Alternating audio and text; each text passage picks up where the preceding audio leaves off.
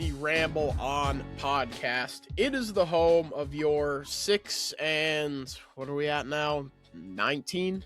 18? No, I think 6 and 20 on the nose. 6 and 21. 6 and 21. Last place in the Atlantic 10 Loyola Chicago Ramblers. I am your host, Zach Cohen. I am joined, as always, by my 5-star co-host, George Gabra. George, another 0-2 week for the Ramblers, one of which, obviously, we saw coming from a mile away, St. Louis. They said this on the Rambler Sportsnet broadcast multiple times. They are who we thought they were. And they just absolutely beat the brakes off of you. And then the game that we pegged as maybe the last winnable game of the season on the schedule against Fordham, you get down by 19 in the first half, start to claw back a little bit in the second half, get it down to a 1-point deficit, but not able to hit that big shot to kind of regain, or I guess take the lead, because it wouldn't be regaining the lead if you never had it to begin with. But can't get that big shot to complete the comeback. You end up falling by 3. Like I said, falling to 6 and 21, 2 and 12 in A10 play. But how are you feeling this week? Oh, about the same as last week. I think you just mentioned it. We both did not expect them to have a chance in that game against St. Louis last Friday night, even though they did hang around for most of the first half. It was only a 2-point game with 3 minutes to go in the first half, and then obviously St. Louis went on a run, made it a 10-point lead by halftime. They wind up losing the game by 27, something that we expected to happen. The Fordham game, we both had a little hope that they would win, and they fought there till the very end. It was not a good offensive first half, but they stayed in it. They kept fighting against a Fordham team who is definitely beatable, even in the Bronx at their home arena, or I guess I shouldn't call it an arena, at their home gym. And fell short, so that was disappointing. But I think you and I are both at the same point here, and I saw a tweet yesterday where it's you can't get your heart ripped out if your heart isn't like really in it anymore. Yeah, I mean, obviously we want to, we want to see this team win. We want to see them succeed, and when they're playing well, you're not going to find two bigger fans in the entire world than the two of us right here. Two guys who are going to scream and yell at the TV when things are going right, and we still want to see us win, but at this point, it's just gotten to the spot where, well, we lost. I'm not surprised. You can't get upset over a team who's won 2 games in conference play, who's won 6 games overall, with the expectations what they were to be in this position now. It's just another loss. We get it. Oh, well, I'm excited to hopefully turn it around next season, but that's kind of where my head is at this point in the season, with only a few weeks to go here before the regular season finally comes to an end. Obviously, we won't be playing in any sort of postseason tournament unless we got invited to like the CIT or something, which I don't even think we're good enough to get invited. Or win the conference tournament. They could still get in if they won the conference tournament. Yes, we are technically still mathematically alive. Yep, still alive in the race for the NCAA tournament. Yeah, I don't think either of us are going to be holding our breath on an A10 tournament win, obviously, but still technically there's a chance. It's the age old saying. So you're saying there's a chance. Yep, we're not Niagara. I know the Purple Eagles. They were mathematically eliminated the other day, so we still have a chance. It's tough. Yep, everybody makes the A10 tournament. Not everybody makes the MAC tournament. Yeah. So. I meant to click on the video. I saw maybe one of them's changing their names or something, but I saw a video that was like the MAC and the MAC, 2 conferences separated by 1 letter, but like now no more. And then I saw it when I was at the gym, and I just never got back to watching it. So I'll check that out at some other point. But yeah, not everyone makes the MAC tournament either. And one of the teams on the bubble is UMass, who obviously made the jump for football, but now they're sitting there maybe not even making the conference tournament in basketball, which would be pretty funny. I get making the jump for basketball or for football, but you would expect them to be more competitive in that conference after being in the A10, but apparently not. Yeah, and I mean football, you're making money, but that team, I know they went 0-12 in football, so yeah, not going well for the Minutemen. No, not at all.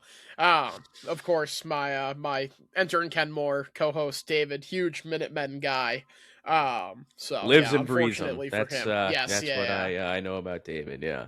yeah, he's all about the Minutemen, specifically, specifically football. Great program they got running over there. But let's dive into these games here. I don't think either of us have too much on them. I mean, at this point in the season, we're 6-21. We're a bad basketball team. We consistently do things that bad basketball teams do. They chuck up stupid shots. They miss free throws. Play bad defense. Foul too much. Give the other team a gazillion opportunities, both offensively and defensively. It's just it's more of the same. I don't want to spend the entire episodes talking in circles. But like I said, St. Louis is just, they're a really good team. Obviously, they fall to Rhode Island on the road, which not everyone is built to win in the Ryan Center. I'll just say that. But Billikens fall. But in this one, they beat you down 86-59. If you tailed us on St. Louis minus 18.5, I think it got down to 17.5, which is the number that I took it at. If you tailed us there, congratulations on your winner. Robbie Avila was really kind of a ghost in this one. 6 assists, 6 rebounds, only 2 points. Unfortunately, this is maybe one of the best offenses I've ever seen. Because like you said in the open, you're hanging around. It's a 2-point game with 3 minutes left in the half, and then you blink, and in an instant you're down double digits. It's just, and part of that was a lot of self-inflicted wounds. I think that Loyola was doing a really good job taking care of the ball for the most part in the first part of the half when you were hanging around, and even when they weren't doing a good job taking care of it, St. Louis wasn't really capitalizing on the mistakes that you were making. And then in that back half of the second half, they all of a sudden caught fire from beyond the arc and completely buried you. You turned the ball over 11 times, leading to 18 St. Louis points. It's just, like I said, they are maybe one of the better offenses I've seen in the A10. Definitely the best offense I've seen in the A10 since Loyola got there. Because like I said, you blink and you're down 10. Yeah, they're fantastic. Credit to them. They just outplayed us for most of this game, 23 minutes. Again, we stood tough there, but it's just the talent level that St. Louis has and their offensive firepower. It's only a matter of time before they turn it on, and they turn it on against a team that they're far superior than. And we saw that in the second half, outscoring us 47-30. They shot it well from 3. We touched on that last week. I believe we said they're number 2 in the country in terms of 3-point field goal percentage, 44% in this game to our 26%. They have a great offense. They average just around 90 points per game, and we saw them once again get close to that number with 86. But this is a St. Louis team that we said last week. They aren't just a tournament team. They're probably a single-digit seed worthy team, and they're a team that I think can easily get to the second weekend, and they're certainly a dark horse to make it to Indianapolis for the Final Four. I think they're that good. They're that talented on offense. If Robbie Avila has a game like he had in this one, playing 27 minutes, scoring just 2 points, 1 of 5 from the field, they aren't going to win in March, but he's able to let that slide against a team like us, unfortunately, because they've got a lot of other guys who can put the ball in the basket, a lot of other playmakers, and we saw that on Friday night. Dude, some of their shot makers, Trey Green and Ishan Sharma, are like, the shots that they were taking and making are absolutely ridiculous. I forget which one it was, Green or Sharma, hit that running like fadeaway on the right side, like just beyond the arc, where he was completely moving to the right and just chucked it up and drained it. I was like, holy shit. Like, that was absolutely ridiculous. Their shot making ability is incredible. Something like you and I both, we don't watch too much NBA basketball, but some of those shots you see at the next level where guys are just able to create shots for themselves and be able to make those circus shots. And when you're able to do that and you're able to score even when the defense is there, that just takes you to another level. And I do think St. Louis is on another level than what we've seen in this conference since we've joined it. Yeah, on the Loyola side, not too much to glean. Xavier Amos is such a weird player because I think immediately upon his return, he looked like a guy that could make a difference. He was a guy that initially we thought could maybe be a key to turning things around. Obviously, it was a dumpster fire when he first returned, but now it is I don't know what you would call something worse than a dumpster fire, but it has turned into it's turned into multiple dumpster fires, I guess. What's A worse than dumpster one fire dumpster where you pour kerosene on it and then a bomb Yeah. explodes. Yeah, exactly. And then Um that a couple times over and over again. Yeah. I think that's where we're at. Yeah, that's certainly where we're at. But he goes 0 for 7 in this one, 0 for 5 from 3. He in the Fordham game, he went 4 for 10 from the field, but had 19 points thanks to 10 of 14 from the free throw line. Just a weird player. It feels like does he have another year, or is he out of here after this? I believe feel like he's done after this. I'll go Yeah, I check think he real might quick. be. Yeah, he's Just a another senior, guy. so Yeah.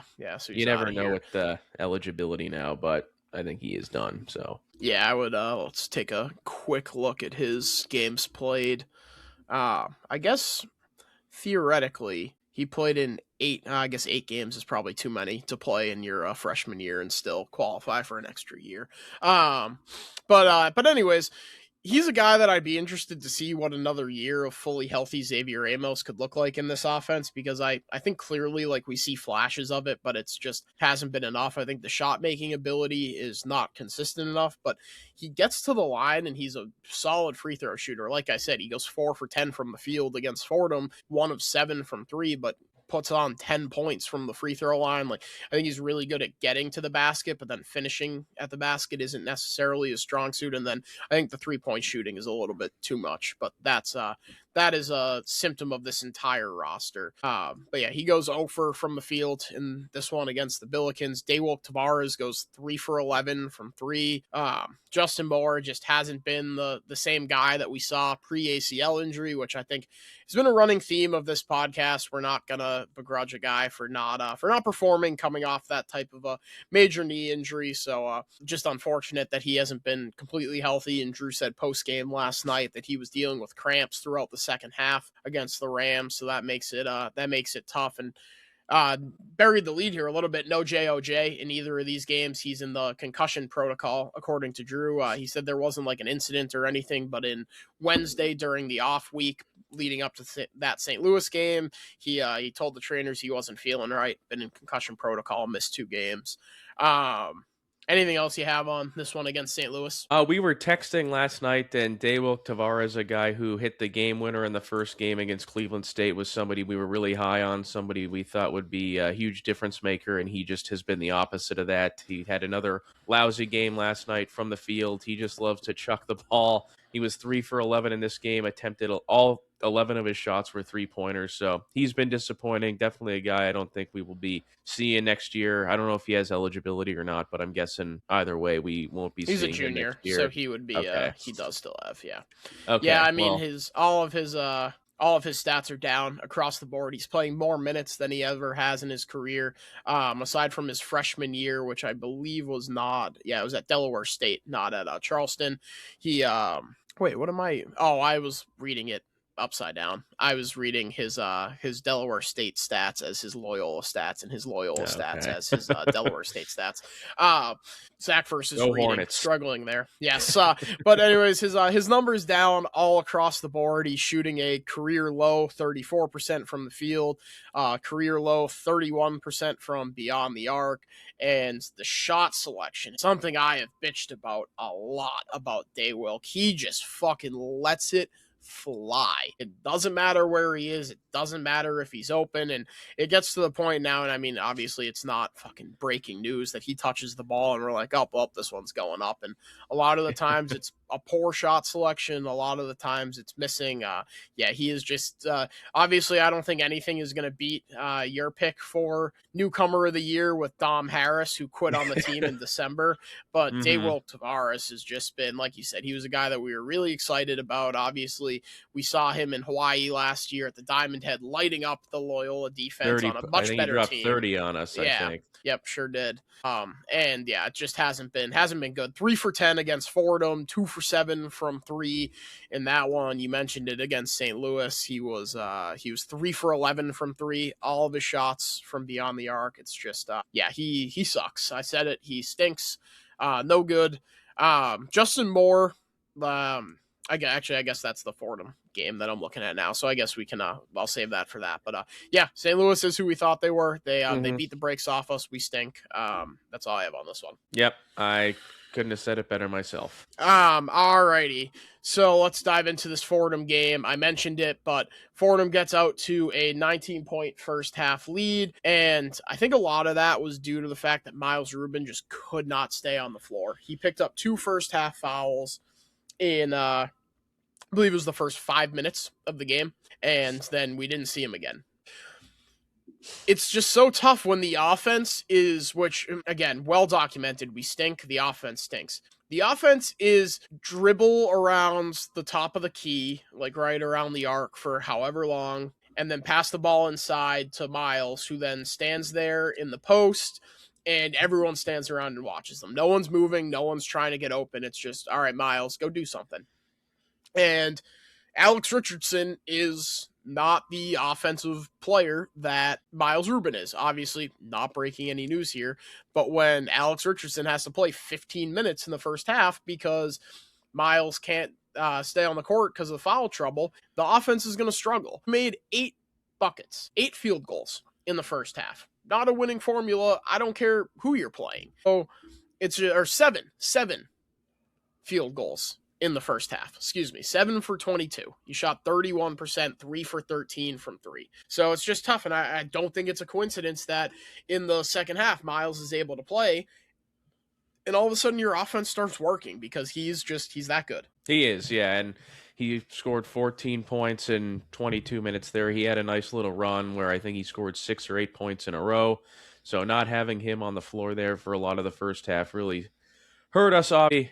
Xavier Amos, you said that he mentioned it in when we were talking about the St. Louis game. He had a nice game here. 19 points, only 1 for 7 from 3 though, and then 10 of 14 from the line. So he shot 14 of our 22 free throws. But yeah, this was a game where first half did not go the way we wanted it to. Only scored 21 points and trailed by 12 points. We got down, I think you said, as much as 18 at one point, and able to fight back, able to make it a game down the stretch, and just weren't able to hit that big shot and get all the way back. And just when you're down by that many points at a certain point, when you don't have the type of players and the type of talent that you need to come back from a deficit like that, or much less not get in that hole in the first place, it's tough to win a game like that. So just another disappointing loss, and I think that was our one chance to win one more game here this season, because looking at the schedule coming up here, I know we've got St.Joe's on Saturday, we've got a good Richmond team, we've got at St. Louis, and then we've got a good George Washington team. Or George Washington has supposed to be good, not very good, but they still have the talent. And Richmond, I have obviously not been paying very much attention to the Spiders. They have not had a good A-10 season, but still a team that's going to be a lot better than us and a lot better than Fordham. So tough we couldn't win that game last night. I thought it was a game that we could have won, unlike the St. Louis game, and just got into too deep of a hole and couldn't dig out of it. Yeah, interesting one in this one. Justin Moore didn't attempt a shot besides one free throw. Missed the front end of a 1-and-1. So I think like I said, he's obviously not right. Drew has said it. He's not right. He's cramping throughout this one. But to see him not even attempt a shot is pretty staggering to me. I mean, head scratching, yeah. Like honestly, good for him for toughing it out. Like he just as easily could have pulled a Dom Harris and said, I'm out. Like I can't do it. I'm done. Hopefully he's a guy that these younger guys can say, like, okay, like this guy's not 100%. He's clearly hurt. He's clearly not all the way back from the ACL. He's clearly struggling. Hopefully it's a guy that sticks around and that these guys can say, like, this is what it means to play Loyola basketball. Daniil Glazkov is another one. Drew says it over and over again. And if I can't imagine there are a ton of crossover listeners between Enter and Kenmore and this podcast here, but my favorite saying on that show is development isn't linear, and Drew keeps harping on that with Daniil Glazkov, and he made a point to say, like, look, like, Danny could have given up. He could have left. He could have quit with the way that some of these things are have shaken out for him. But he hasn't, because he cares about being here and he cares about the team. And at this point this season, that's all I'm looking for from these guys. Find out who wants to be here. Find out who wants to play Loyola basketball. Identify. We named 6 guys. I think it's probably wishful thinking to think that all 6 of those guys are going to be back next year. But just identify who wants to be here and then build from there, because that's what we're doing at this point. We both agree that we don't think that there's going to be a coaching change. So now it's about trying to right the ship for next year. And then if we're looking at, I would find it very, very hard to believe that we're going to be looking at a season this bad next year, because I think we're talking about one of the worst Loyola basketball teams in the last 15 years, probably, give or take. Obviously, I wasn't following back in the early 2010s until I became a student and what have you. Back in their days in the Horizon League. Yeah, the Horizon League team. Yeah, the early Porter years. But yeah, I mean, obviously, I'm hoping next year we can turn this around. And honestly, it's something we've been harping on this entire time. You really don't have time to take a year to rebuild, to figure things out with the transfer portal, the new age of college athletics, and on top of the fact that now again, we've been harping on it all season, but you're still calling back to success that is 8 years ago now. So it's just the time is of the essence to turn things around. So you need to identify who's going to be a piece of things moving forward and who's not, and build from there. Yeah, and you just said it. At this point, it's just who's going to be here next year. I think at one point, or in one case, it's kind of a tryout, but it's also a tryout for these guys, for other teams to be looking at them. So you want to see who is going to work hard and who wants to be here and who wants to play hard. And even though they're not winning games and the record isn't what they want it to be in the slightest, it's a lot of young guys, like you said, Neil Glaskoff. He has a chance to prove that he can be in the starting 5 next year for this Loyola team. So a lot of guys with stuff to play for. It's just unfortunate that it is not in terms of winning basketball for Loyola, because that is pretty much out the window at this point. Yeah, I don't have too much on either of these games. I think that's probably going to be the case moving forward for a lot of this stuff. Sorry, the dog is let's give the people a sneak peek. Up, she just got down. She was up 2 paws on a ledge trying to sniff at a goldfish bag that was left on the ledge. But yeah, so I don't have too much on these games anymore. I don't think that's going to be the case moving forward, unless guys really start to turn things on and show us something that we haven't seen yet this year. Miles is really good. He's the entire offense. He's the entire team. I really hope he sticks around, because that's a guy that knows what it takes to play winning Loyola basketball, to be ingratiated in the culture. So yeah, honestly, if everybody else leaves but Miles stays, I think that's a victory for Loyola. Yeah, and you got to be able to hit in the portal, something that did not happen this last season. So yes, not even a little bit. But yeah, I don't have anything else on these games unless you do. I don't. Alrighty, cool. Let's jump into this game on Saturday morning. For me, it's afternoon, at St.Joe's, Hawk Hill taking on the Hawks. The Hawk will never die. National TV game on ESPNU. Obviously, in that first meeting against St. Joe's, got our doors blown off at Gentile, 85-64, the final, and you put it in the notes, but it was not nearly that close. They beat us down from wire to wire, and it only looked respectable relative for a 21-point loss, but it only looked that close at the end, thanks to some stat padding. But what do you got on the Hawks? They come into this game outperforming their preseason prediction. A lot of people thought this was going to be a big rebuilding year after they lost their 3 top players from last season, but they have played really well, especially in A10 play. They're 16-10 overall with an 8-5 record in conference. They are tied for 4th place in the Atlantic 10, so they've got a real shot at getting a double bye, and a win on Saturday against us would obviously go a long way for them in achieving that. Despite the record, the Hawks are well down the list in terms of net. They are 153rd in the net, which is 11th out of 14 in the A10, only ahead of us, Fordham, and LaSalle. 148th in Ken Palm, 247th offensive rating, 72nd in defensive rating.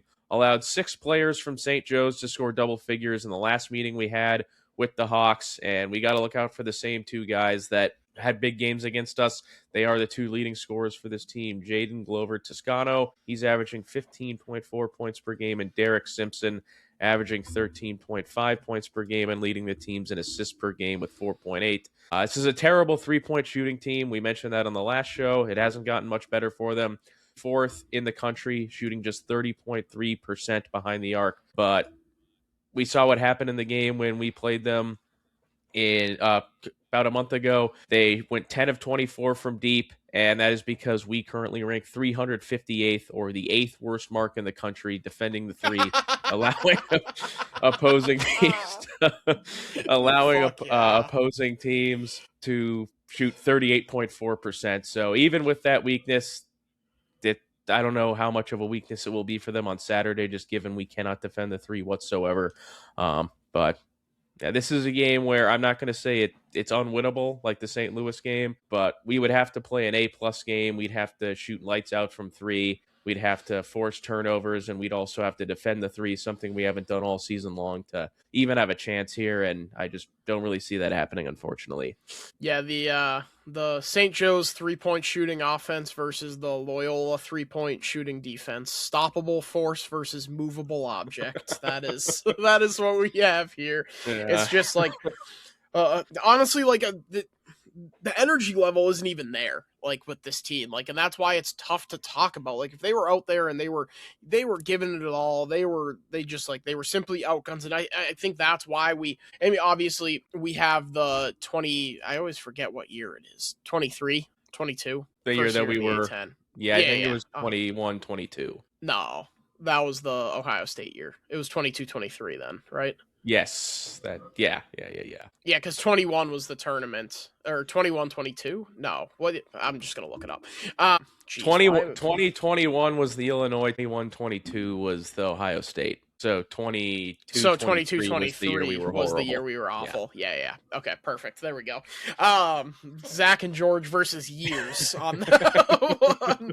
But we always harken back to that 22-23 team because obviously it was the most recent example of the bottom completely falling out, but at least that team was out there. They were playing hard and like they were respectable enough. Like they weren't winning games, but you could tell that they cared. This team, it's something we harped on last episode. Overpaid vagabonds. They're mercenaries. They're carpetbaggers. Anything you wanna do, like that's what this team is. The energy level's not there. They look like they don't care. Specifically, I mean, really on both ends of the floor. I said it on offense. It's give the ball to Miles and then everyone stand around. And on defense, it is you consistently lose your man, cutters, screeners, you go under screens when he should be going over. It's just it's a mess on both ends of the floor. So it's tough to really have any type of optimism about any of these teams doing anything. Yeah, and I think luckily for us, we only play the one game in this next coming week here, so got a full week off before they do play at home. I believe that's the game that they play against Richmond. So little break after Saturday. I'm assuming they just stayed out on the East Coast, going from the Bronx to Philadelphia. It seems like it would make the most sense. I'm sure that's why the A10 scheduled it that way anyways. But yeah, I wish I had any sort of optimism whatsoever, but I don't. And I think we're going to lose. I think we're probably going to lose by a fair amount of points. Maybe we can cover the point spread, but that's really the only thing I think we'll be able to do is cover the point spread because I'm guessing we're going to be pretty heavy dogs. Yeah, I guess we're probably looking at a double-digit plus 100%. I mean, it was 8.5 against Fordham, so I would guess I'll go 15.5. That's my guess. Yeah, I'll go 12.5. You mentioned it, but who the fuck? This was my first thought looking at that line against Fordham. I guess I do have a thought.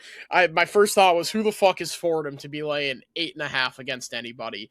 And I took us. I will say it. I took us to cover. I did sprinkle a little bit on the money line, which I thought at the end we were going to get there. But good teams win, great teams cover. But I don't know what Vegas was doing there to have Fordham laying 8.5. Like I know we suck, but geez, like 8.5. That is so many points for a team that bad. Yeah, I saw that, and that's kind of why I went high on the St.Joe's line. Even though St.Joe's isn't really respected in terms of the net, they have won 8 of their 13 games they've played in conference, and they do have guys who can put it on you, and we saw what happened when we welcomed them into Gentile about a month ago. We lost by 21, and like we said, it wasn't even that close. We got absolutely embarrassed there. I think the same thing is probably going to happen here on Saturday in this game against St. Joe's. I'm surprised that it's on ESPNU. I would have assumed this game is an ESPN Plus type of game, but I think when the scheduling is the way it's scheduled, they can't really move things around. So that's why that is the way. And one other thing, this is just kind of off topic here, but I don't like how the A10 never has night games on Saturday. It's all day games. Yeah. I don't like that at all. I want to prime time. Come on, you can't get CBS Sports Network to put some A10 hoops on at night on Saturday. I don't get that. Yeah, I don't either. And I understand the Mountain West usually kind of dominates the night slots on those kind of networks. But you're telling me that St. Louis and VCU, who I think play tomorrow actually. Yeah. On Friday 10. That's a good game. Yeah, that should be a good one. But you're telling me that St. Louis and VCU or some of these big dogs can't play on a Saturday night on one of these networks. The A10, I think the Mountain West is, when we talk about it, the logical partner for an A10 insert conference here challenge. For whatever reason, it hasn't gotten done. Obviously, we've seen Loyola play a couple teams from the West Coast, whether it be Santa Clara and San Francisco, obviously in the WCC, which is probably not a conference you want to be getting into a challenge with Gonzaga on the way out there.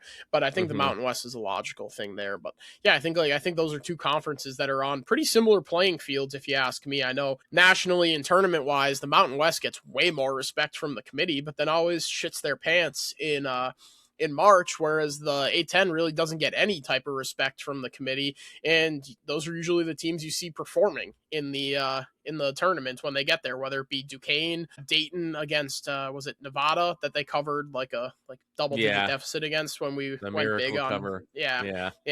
No, it was not a miracle when we were both on Nevada. That was the most predictable thing ever. But yeah, so I agree with you. I don't know why they can't get the job done there. I just looked it up while we were talking about that, though. When Fordham and St. Joe's played, I think it was a week ago. I can't find a date on it. But anyways, they played a week ago. Fordham won 68-64 at St. Joe's. St. Joe's was a 3.5 point favorite. They closed as. So I think we're probably looking at probably right around what you said, 14, 15, somewhere in that range. Yeah. But I guess we'll see. Yeah, I'm not optimistic. I think we're probably going to see a repeat of the last time, 85-64. Wasn't really that close. But we'll see. Yeah, I have us losing this one. Yep, I do too, unfortunately. So we'll watch. We'll hope they win. But again, even if they get blown out or even if they lost in a heartbreaker at this point, it's just the season's down the tubes and nothing you can really do. So there is no heartbreak when I've been emotionally divested from this team for quite some time now. So same here. If the players on the team aren't going to be emotionally invested and aren't going to be invested at all, then why should we? Exactly. That's just kind of how I look at things. We did this last week. I thought it was a lot of fun, and we'll keep things fresh so you aren't just listening to me and George talk about how awful this team is and how we can't wait for the tournament, covering some of the big storylines and previewing a couple of the big games from the college basketball world. We have two massive games this weekend. Top 4 teams in the country, Michigan taking on Duke and Arizona taking on Houston. I think we'll save those because we have a bunch of storylines to get to, but we'll preview those coming up. But where do you want to start with some of these other stories? I guess we could start with the JT Toppin news, which is just feel terrible for him. Yeah, I mean, that's in the last episode we previewed Arizona, Texas Tech. Texas Tech coming out on top, handing Arizona their second loss of the season, second loss in a week's span out in where's Arizona? Tucson. Besides Arizona, Tucson, yes. One of them's in Tempe, right? Yeah, it's Arizona State. Yeah, and then Northern Arizona is in Flagstaff. Yes, the Lumberjacks, the most important of the bunch.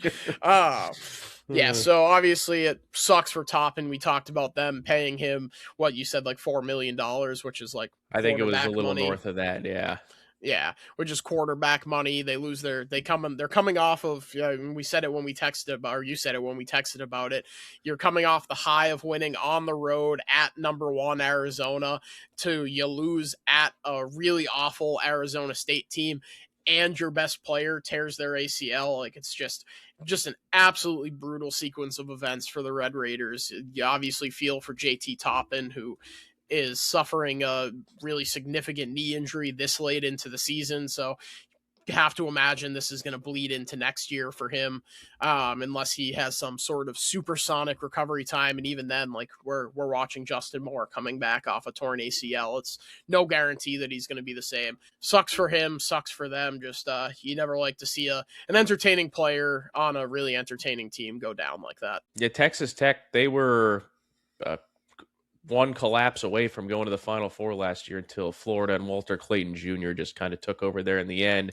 And Florida wound up winning that game, and Toppin returns. Could have gone to the NBA, definitely would have been drafted, but when you're getting paid $4+ million to come dominate at the college level while also improving your draft stock, I don't know how you turn that down. He was dominating once again, averaging nearly 22 points per game, averaging almost 11 rebounds per game, and he was the backbone of that team. This is a Texas Tech team that I picked in the preseason to go to the Final Four. I thought they had a chance until that Toppin injury to go to the Final Four in Indianapolis this year. They had that huge win over Arizona on Saturday night. They're on top of the world. And then just 3 days later or 4 days later, I guess it would be 3 days later, you go to Tempe, you take on an Arizona State team that's getting ready to fire their coach, and you lose the game. And that's obviously not the biggest loss of the night because you lose your best player. And without Toppin, I think Texas Tech, their resume is built up enough where they're going to be able to go to the tournament. But anything past winning one game, I think, would be a stretch without Toppin, which is just a bummer because that team is really fun to watch. Toppin is really fun to watch. Seems like a great kid, and just bummed that he got hurt because that's one less superstar we're going to get to see here down the stretch and in March Madness. And I don't know if he's going to come back to school and rehab or if he's going to try and go to the league. I would personally love to see him come back and play college basketball because that's what we like to watch. And he's really fun to watch, so I'm hoping for a speedy recovery for him. But yeah, it's just a bummer. Yeah, and I mean, obviously, more of the onus is getting placed now on Christian Anderson and Donovan Atwell, and obviously those are guards, those are shot makers, but that's how their points are going to score. And I do think that they have a chance to get beyond the first weekend of the tournament here, even without Toppin, because right now they're number 11 in the country in 3-point percentage, shooting 38.9%. So the onus is going to be more so on those two guys to continue to get the job done. And if you run into a team that's really good at defending the 3-point line, then that's where you're really going to struggle. Obviously, they have backups at that position, but it's not just between Lawan Watts and I'm going to butcher his name. I think he was at St. Bonaventure last year, or VCU last year. Luke Boye. I've heard it a million times too, and I still just can't pronounce it. Yeah, I think that's right. Yeah, but obviously they have those two guys, but more like, I don't know, like they're not JT Toppin. Like, they're fine players, but they're not JT Toppin. So you're going to put so much more, like, I mean, you're essentially having to not like completely reshape part of your offense, because obviously you don't become the number 11 3-point shooting team in the country accidentally, but you have to kind of reshape the way that you go about things and maybe lean more on those guys and their shot making ability. I mean, those two guys I mentioned are both shooting 44% from beyond the arc. So it'll be interesting to see how they change things on the fly with just a month through the tournament. I don't think their ceiling is a Final Four anymore, but I think they still could be a second weekend team depending on the draw that they get. Yeah, it could happen. I disagree. I don't think they're going to get past the first weekend without Toppin, but again, anything can happen, and they do have some good guard play. They do have some guys who can fill in nicely for them, so could definitely see it, but I don't think there's any way they're getting Indianapolis now. No, definitely not. I'm just I'm pulling it up right now. Their current draw on bracketology has them as a 3 seed taking on North Dakota State, and then in the second rounds they would be looking at facing off against the winner of Kentucky and USC. So I guess that would be I saw that. Yeah, pretty difficult draw if it's Kentucky. That may have been I think that update, I looked at that just a few minutes ago as well. I think that may have been on the before the loss and the injury because it was on the 17th. So Yeah, 17. Yeah, so it was. Lenardi, Yeah, 8 a.m. he has one job, and it seems like every year he's just lagging and he's going to bed during. He got these Yeah, huge conference tournament unbelievable. games. I got to go to bed. Like, you only have one job, and it's the most important time right now. Stay up and watch these games. We're staying up. I mean, like, we Yeah, love watching it. Come on. right. Uh, Didn't you ever yeah. see John Rothstein? We sleep in May.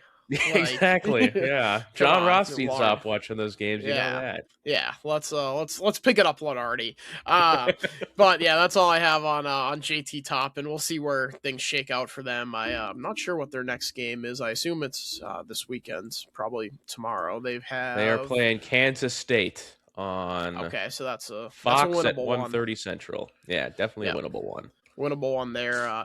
Which leads us into our next topic. Jerome Tang was fired by the Kansas State Wildcats following his comments that we covered on the last episode. If you don't remember, Tang in his post-game presser said that he was embarrassed that these players don't deserve to wear the uniform, and a lot of them won't be next year. He scheduled a 6 a.m. practice where he would go on to say that they ran stairs the entire practice. That sounds He fun. was, yeah, sounds like a Get real up at blast. 6 a.m. to go run stairs. Yeah. Ugh. He was let go, fired by Kansas State. Let me pull up what he had left on his deal, but they are attempting to fire him for cause, thanks to Which is insane. a clause in his contract that said that he cannot bring embarrassment to the university. So yeah, what are your thoughts on Tang getting let go? Probably something that that was going to happen a month later, but now they found a way to attempt to find a way to avoid paying him that buyout. So they tried to take it while they could. Yeah, it was going to happen. I think it's the right move to fire him when you come out and have comments like that and just rip your team apart. You rip these college kids apart. You kind of just let them have it on a very public stage. It's something that I think had to be done. Not only that, but they've been really bad the last 3 years, and things have not been going the way that they wanted. And Kansas State is a team that has been perennially in the tournament, and they were 1 win away in 2018 from going to the Final Four until we had something to say about that. So this is a really good program. Things were not going the way that they wanted to. The comments were just the cherry on top, and with the firing for cause, I think it's a bad move for Kansas State. One, because I just think it's a bad look when you fire a guy and then he's like, oh, well, we're not going to pay you and we're going to go to court. It's like, well, what other coaches are going to see that and be like, oh, well, I really want to go there over this place? I think it's a bad look for the university to do that, and I also think it's kind of ridiculous. I don't think they're going to win. I think they're going to go to court. They're going to waste a lot of money going to court, and they're eventually going to have to pay the buyout because what he said, it was over the line, but it wasn't, we're going to fire you for cause worthy. I don't know. The whole thing is strange. I think it's the right move to fire him because no kid is going to want to go play for Tang when you'd see him on TV yelling at his kids and calling them out publicly and personally like that. So it was the right move to fire him, but to drag it into all this legal nonsense now, I think is a bit of a joke. Yeah, I have the number. It's $18.7 million he's owed on a buyout. You better believe that he's gonna fight very hard. yeah, tooth and nail. And I mean, I think you summed it up nicely. I agree. I think this was something that was going to be coming at the end of the season, no matter what. But they see an opportunity to try to save themselves $18 million, put that towards the next head coach hire, and really start to swing for some of these big fishes. I know the two hot names, at least from the mid-major ranks, are going to be Jared Calhoun from Utah State, and then obviously Josh Schertz from Providence, from St. Louis, who I saw flew back separately from the team in Rhode Island, which obviously got the rumor mill started churning, obviously, with Providence. That's where Providence comes into things. Was he at the dunk? That's what the streets were saying, but I didn't see anything that actually justified that, or actually proved that. But yeah, so we'll see how things go there. I think it's ridiculous to fire him for cause. We saw LSU try to do this with Brian Kelly in the football sphere, and they ended up just stopped showing up to work. Yeah. Well, that's because you fired him. Yeah, I think more often than not, it's probably, and like these are fucking multi-million-dollar universities in a multi-million-dollar, billion-dollar enterprise being college Mhm. athletics. So like it probably brings more embarrassment to the university to fight your former coach tooth and nail over 18 million bucks than to just pay him and keep it moving. So yeah, I Exactly. think ultimately, I think Tang's going to end up winning this battle in court if they don't settle it. So, and if you're Tang, I'm saying, all right, fine, I'll see you in court, and I'm not settling. So you owe Yeah. me $18 million, and that's going to be that. If he left for another job, that other school would be paying his $18 million buyout. So like, I don't understand what the big hubbub is. I mean, granted, I've never had $18 million that I had to pay to Neither have somebody or I. owed to me. Maybe So one yeah, day. I assume that I would if I was Tang, I'd be, well, not assume. I know if I was Tang, I'd be fighting it tooth and nail. And I guess if I was running the university and I could use that money towards another coach, I would be too. But yeah, we'll see how all that plays out. We'll keep you updated there. Jerome Tang was not the only head coach to make waves for their treatment of players and then subsequently the media. UCLA's Mick Cronin, which if you're just jumping on to the Mick Cronin sucks bandwagon, I say to you, welcome aboard, because I have for quite a long time thought that Mick Cronin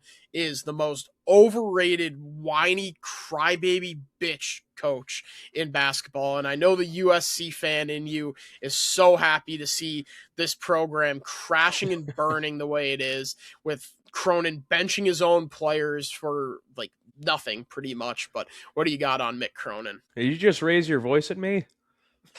I did. Yeah. So that's what he should have done. I mean, yeah. He should have raised his voice after that, like been like, yeah, I fucking did it. What are you gonna do about it, pipsqueak? Yeah, Like, I you're a mean, the Michigan guy State is, reporter. yeah, the guy is just, he's been this way since he was at Cincinnati, and he's been this way since UCLA, and I feel like it's just gotten worse and worse. And maybe he thinks he's getting fired and he's looking to go out in a blaze of glory at the end of the season. They get their ass whooped by Michigan, then they go to East Lansing and they get their ass whooped by Tom Izzo and Sparty. And he's obviously not happy with how this team is playing. He's obviously not happy with the players he has on this team. He's complaining. It seems like every time they got to go out to the East Coast, he's complaining about having to travel and having to do this and having to do that. I don't know if you saw Brad Underwood yesterday, That's but what I they was about beat to SC. say. Yep. Yeah, they beat the brakes off SC by like 40. And he said, yeah, it's just part of it. And we get chartered planes and you get to go out here and do this. Like, how can you complain? Yeah, we stay And at I don't nice think hotels. yeah. You got the works. You got, I'm sure, a great spread before and after the game. And you got everything is 5-star when you're playing that level of college basketball. And we live in Champaign, Illinois, and it is February 18th. I got to spend 4 days in LA. I'm on top of the world. Yeah, exactly. Like, I don't know if it was a direct, I don't think it was a direct jab at Cronin, but no, yeah, I mean, the think guy so is either, just, he's been doing this for years. He can't keep his composure on the sideline. I mean, he embarrasses himself pretty much every game that UCLA plays, because I get the fire, I get the passion, I get wanting to be, I get all that. But when you're losing your cool like that, and it looks like you're just such a complainer and you're such a whiner, and you look like a child when you're on the sidelines. And coincidentally enough, he kind of is like a child because he's 5 feet tall. But I mean, I don't know. It's gotten to the point where it's laughable. And now other people are starting to talk about it on a national stage. And this is another guy where a month from now, we're going to be saying, yeah, Mick Cronin is looking for a new job, and it will not be at the level of UCLA. $22 million his buyout is, Mick Cronin. Cronin? And I would venture venture to guess that Martin Jarmond is more than willing to pay that to. I mean, you're talking about UCLA, a legacy basketball program in terms of national status, and I mean, you want to talk about bringing embarrassment to the university. What Mick Cronin does on a nightly basis, stomping around and acting like a little child, brings embarrassment to the university. And what he did against Michigan State, and we didn't even give the comments, but like just gets asked a simple question about the Michigan State student section by a reporter, and kudos to you for asking the worst question I've ever been asked in my life. And then the guy just like just simply retorts back, and he's like, "Are you raising your voice at me? This is on camera, man." Like, I don't know what he thought saying, like, yeah, it is on camera, and now it's gonna go mega viral, and everyone's gonna go, "Man, what a fucking cocksucker Mick Cronin is, huh?" Yeah. Like, it's just such an unbelievably, and we didn't even mention the fact that he benched his own player for hustling on a fast break to try to get a block and committing a common foul. Yeah, it's like, I thought they might. I think I might be wrong on this. I thought it may have been a flagrant one. Oh, maybe it was upgraded. Even if even it was. Yeah, like a flagrant one is. I think it's the textbook definition is. Yeah, it was hard contact, but it wasn't malicious. It wasn't dirty in any way. It was just all accidental. And when that's the case, that's why I hate the rule in college football when a guy gets thrown out of the game for just. He's obviously not trying to hurt the kid, and he gets thrown out for some BS targeting call. It's like, it happens. It's contact sports, and it was a hard foul, but it wasn't malicious, or it wasn't any intent behind it. Should stay in the game, and then to just make a scene like that, I don't know what he's trying to get from that, but to send him to the locker room, the game was well out of hand. There's 4 minutes left. They're down by like 25, 30 points, but still. I don't get it. To me, that's even more of a reason to leave him out there, to not eject your own player for a foul like that.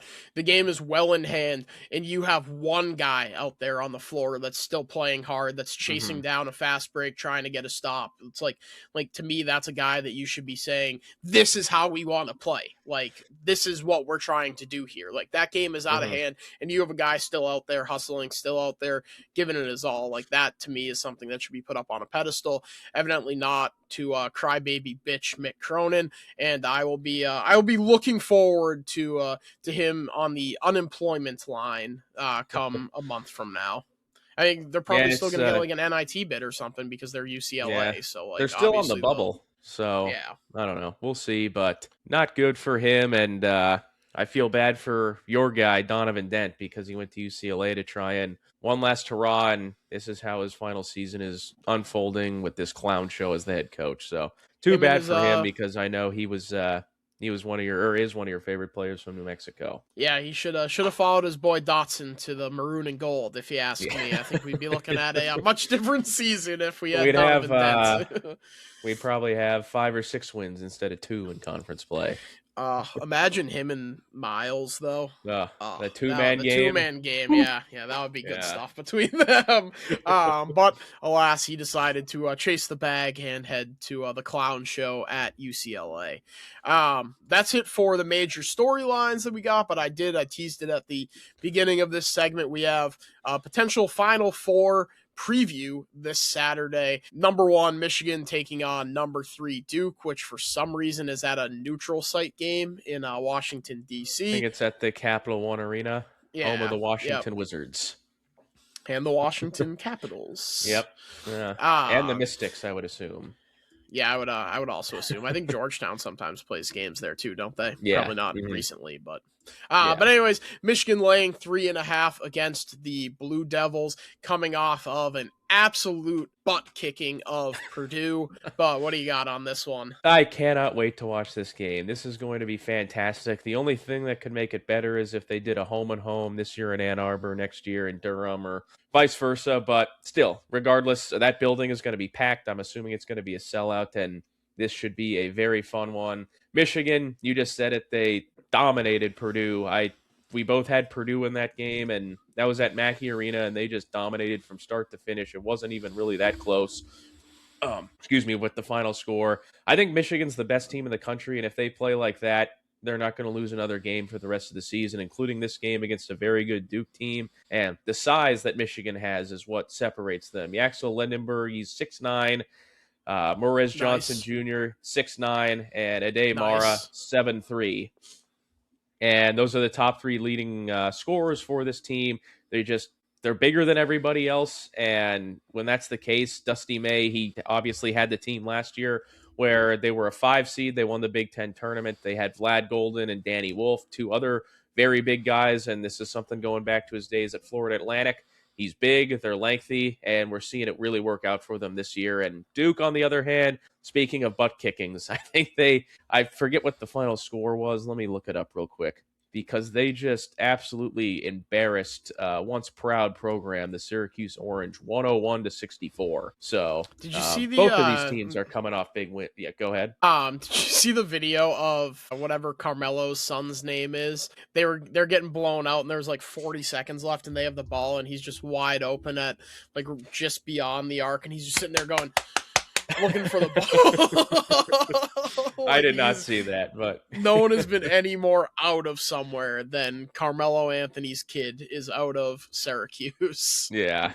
So it's not long before Autry is fired there either. But Duke, they've been fantastic this year. They only have the 2 losses to North Carolina. I think they lost to Arizona, if I'm not mistaken, as well. Texas Tech.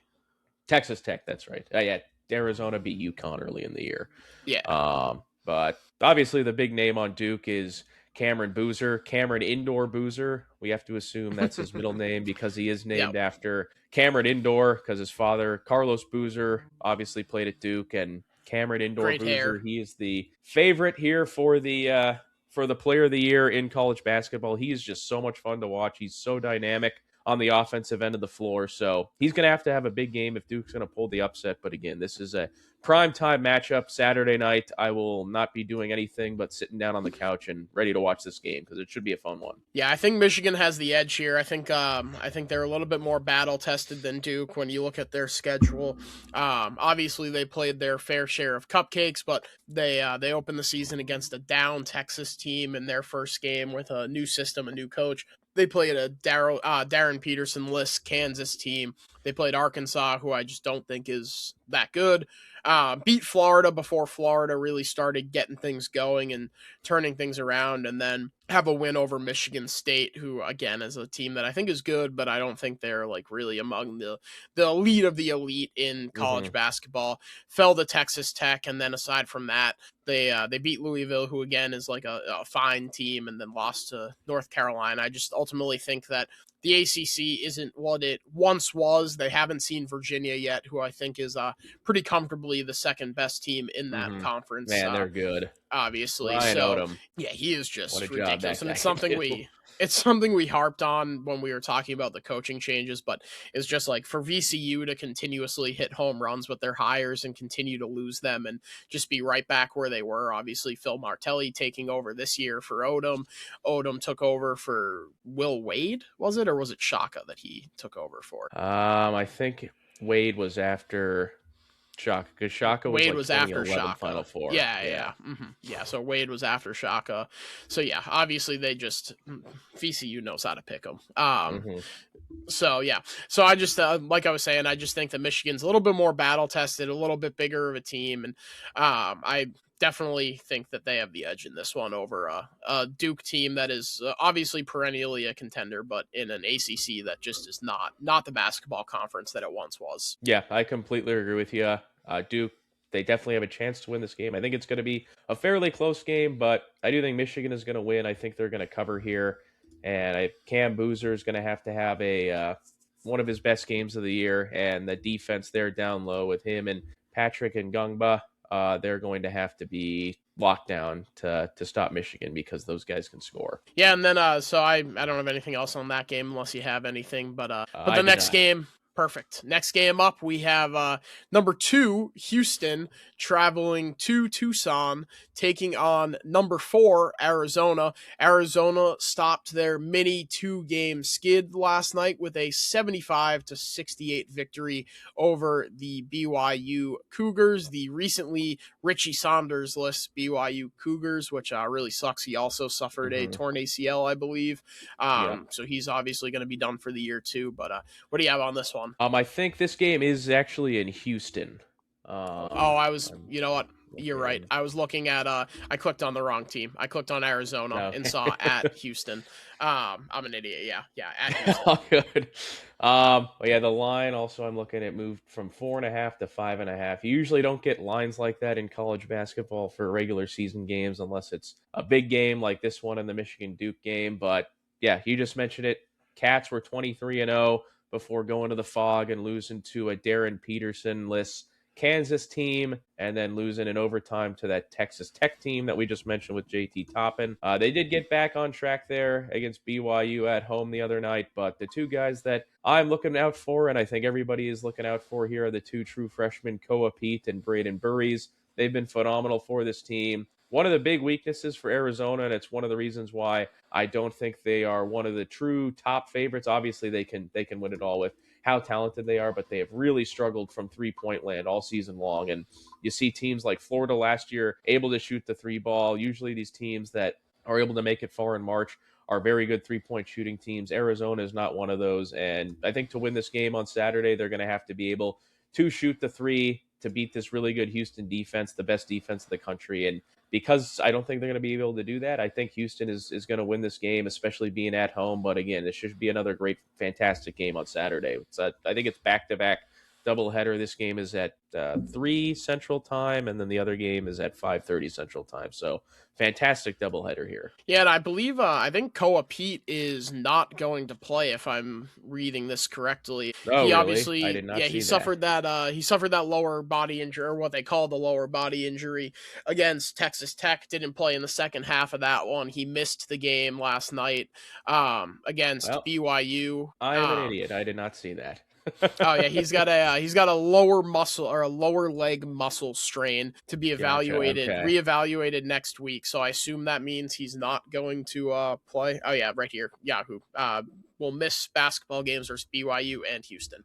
So no Koa Pete. So that probably explains. I was just going to say that's definitely a big blow to that team for not having him. So. Yeah, absolutely. I think that gives Houston a pretty big edge here. Kingston Flemings is just so good. Every time I watch him, I find something else that I like about him. Like I was talking about we were talking some hoops for some reason. I did double duty podcasts on Enter and Kenmore earlier. We wrapped up about a half hour before we jumped on here, but we were talking about Adam Silver saying that he would be open to abolishing the NBA draft if that's what it took to eliminate tanking. I was like I would fucking be all over tanking if I was a non-competitive team with this class. You got Kingston Flemings, AJ Dibonasta, who dropped 35 against Arizona last night. Obviously, you have Cam Boozer, Darren Peterson, Caleb Wilson. Like, it is a really, really loaded freshman class in college basketball, but he can score in so many different ways. He's averaging 16 points as a freshman, and I feel like we don't always see that on Houston teams. Like, it's a team that's usually pretty veteran laden. It's guys that have to come in and learn the system. Obviously, we know just how much they value defense and playing to their system down there. So like to have him come in and not only immediately take to the system and the scheme and everything, but also have this big of an impact on a Kelvin Sampson team. It's really impressive. I think he's one of the most fun players to watch in basketball. I don't know why it's always guards that I fall in love with, and Kingston Flemings is definitely towards the top of my list. Maybe he's unseated Donovan Dent because UCLA has had such an awful season. Usually it's mid-major guys I go for, though. Yeah, he's been fantastic. He played 37 of the 40 minutes in that loss to Iowa State, but he did everything he possibly could. He scored 22 points. He shot 66% from three, 60% from the field.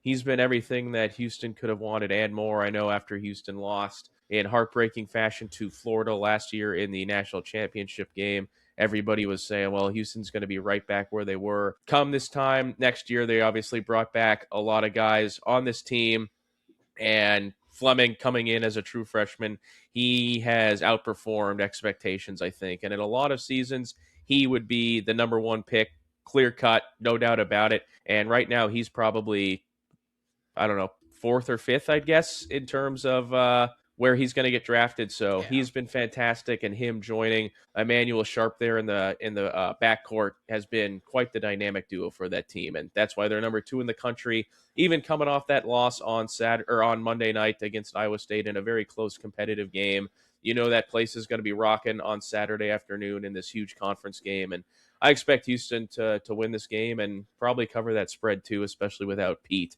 for Arizona. Yeah, and I remember at the beginning of last week that the screenshot of Arizona's schedule started making the rounds, and of course their next 4 games were against Kansas, Texas Tech, and then BYU and Houston, and everyone's like, oh, they could easily go 1-4 in this stretch, and obviously they're 1-2 so far, but I think they could be looking at 1-3, a team that was sitting at 23-0 and looked to be clear cut the best team in college basketball could all of a sudden in an instant have 3 losses. Obviously, I don't think that really changes their trajectory too much in terms of what they're looking at. They're probably still a 1 seed. They probably just about have that locked up, aside from a catastrophic performance in the Big 12 tournament. But yeah, it's just I forget if it was you or if it was David that said that Final Four runs have easier paths than that, and it's definitely I think it was true. David, But without Koa Pete, I just think that Houston, that defense and that offense, I'm looking back at the Kingston Fleming's game logs. He dropped 42 at Texas Tech in a loss. He's just he's unbelievable. Unbelievable. I've glazed him enough, but yeah, he can hit open shots. He can take you off the dribble. I just think that's going to be a tough task to contain for Arizona, a team that's kind of reeling a little bit here, losing their, just looking back at it, probably their 2 of their 3 toughest games of the year. Mm-hmm. They beat UConn, which obviously was tough, but they beat Florida, who we mentioned it, but Florida found themselves unranked at one point, right? I think so, and now Florida's just all gas, no brakes. wagon. They look like a real national title contender to go back to back. Yeah, especially with they figured it out. They'd be able to match up there with Hauk, Chinyalu, and why am I blanking on the other big man's name? Oh, Condon, Alex Condon. Yes, Condon. They'd be able to go toe to toe in terms of size with Michigan. So another good team, but. Yeah, Arizona, they'll be fine once they're healthy and they kind of lick their wounds here after a tough stretch. Sometimes that's what you need to kind of get refocused, get back to your roots and get the attention of your guys. So they'll be good, but certainly not the easiest stretch for Arizona, and I don't think it gets any easier because I do think they're going to lose on Saturday to Houston. Yeah, couldn't agree more. Anything else you want to touch on before we get out of here? Well, this is one thing I forgot to mention to you earlier, but I know we talked about this last week. I don't know if you saw last night. I saw this actually right before we started recording, but Darren Peterson, he scored, I believe, 23 points in the first half. He led the team, or he scored 18 or something, and then he came out in the second half, drills a 3, looks over to Bill Self, and I'm pretty sure he just said, "I'm done for the night." And Bill Self, after I don't know if you saw this, but Bill Self, I don't have the exact quote, but it was something like, I was shocked, or I don't know if he said shocked, but I was surprised. He was on his way to having a big night, and you can tell Bill Self's starting to get pissed off because he's been defending him, and now at this point, it's like, really, man? Like, this is what we're gonna do? It's the load management in college basketball. I wouldn't touch that guy with the first 3 picks, 4 picks, even. I mean, he's really good. He's probably the most talented player in the country, but when you're pulling stunts like that, it's just kind of ridiculous, and that's why I don't like watching the NBA, because guys just don't want to play, and he seems to already be at that level where he doesn't want to play. And if I was a Kansas fan, I'd be kind of getting close to done with him too, because at this point it's just kind of a clown show. Yeah, I see it here. Yeah, Bill Self on Darren Peterson checking himself out. We've had this happen more than a couple times. I thought he was good to go. We only got 18 minutes out of him. That's disappointing because he could have had a really big night. Like, yeah, he's this close to saying, like, fuck this guy. We don't need you. Like, yeah, they've proven that they don't. Yeah, it certainly helps to have him. I mean, if they have him, they can win the national championship. If they don't, I don't think they can. They can certainly make a run, but he's a huge difference maker. And just at this point, it's just a whole, I don't know. It's kind of a circus. It's like what we've talked about. It's what we talked about on the last episode. Does he even like playing basketball at this point? Yeah. Like, what the fuck is going on with him? Like, I'm right there on Stephen A. 10 hours ago. No team in hell should draft Darren Peterson number 1. I'm right there with you, Stephen A. Yep, I am right there with him as well. That is absolutely ridiculous. I can't believe I missed that. That is I missed awesome. it until like right before we hopped talked on here. So yeah, weird stuff. Yeah, that is, yeah, fuck him. I'm all set on Darren Peterson. I've decided that is just so egregious. Like how, dude, you're 18 years old. Like fucking act like it. You're not some big shot. Honestly, I'm rooting against Darren Peterson from now on. I'm all set on Darren Peterson. I hope he completely flops in the NBA. Who the fuck do you think you are, dude? Yeah, I don't know. That is one massive ego. So we'll see. Yeah.